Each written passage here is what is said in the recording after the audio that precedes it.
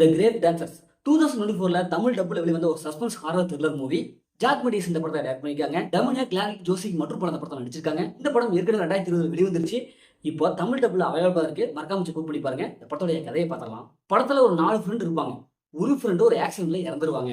மத்த 3 பேரும் இறந்த அந்த ஃப்ரெண்டை சுடுகாட்டுல போய் பார்க்கறதுக்காக போவாங்க. அங்க போய் பயங்கரமா டான்ஸ் ஆடுவாங்க. அங்க பார்த்தா திடீர்னு ஒரு புத்தகம் இருக்கும். அந்த புத்தகத்த படிச்சுட்டே டான்ஸ் ஆடுவாங்க. இந்த புத்தகத்த படிச்சதுனால அங்க இருக்கிற ஒரு 3 பேய் அவங்கள அட்டாக் பண்ணி அவங்க உடம்புக்குள்ள பூந்துரும்.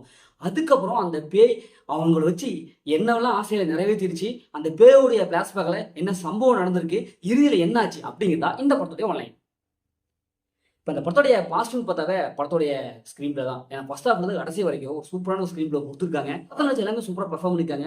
குறிப்பாக அந்த 3 பேரும் அப்படி போய் அந்த படிச்சு புத்தகத்தை பேய் வர்றது, இவங்க அட்டாக் பண்றது, அந்த ஹாரர் எலிமெண்ட்ஸ்லாம் சூப்பராக காமிச்சிருக்காங்க.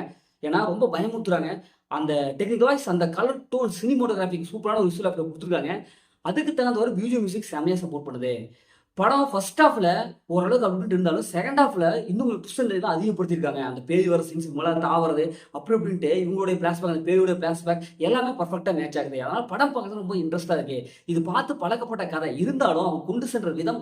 இந்த படத்தோடைய மைனஸ்ன்னு பார்த்தாவே ஸ்டோரி லைன் தான். ஏன்னா இது மாதிரியான ஸ்டோரி லைன் பல 100 படங்களை பார்த்தாச்சு. அதே ஸ்டோரி லைன் தான் கொடுத்துருக்காங்க. என்ன அதே மாதிரி பேய் இந்த இடத்துல மிரட்டுறது, விட்டுறது, அங்கங்கே ஜன்னல்கள் இடி இடிக்கிறது அப்படிங்கிற அளவுக்கு தான் வழக்கமான டெம்ப்ளேட் தான் எடுத்துருக்காங்க.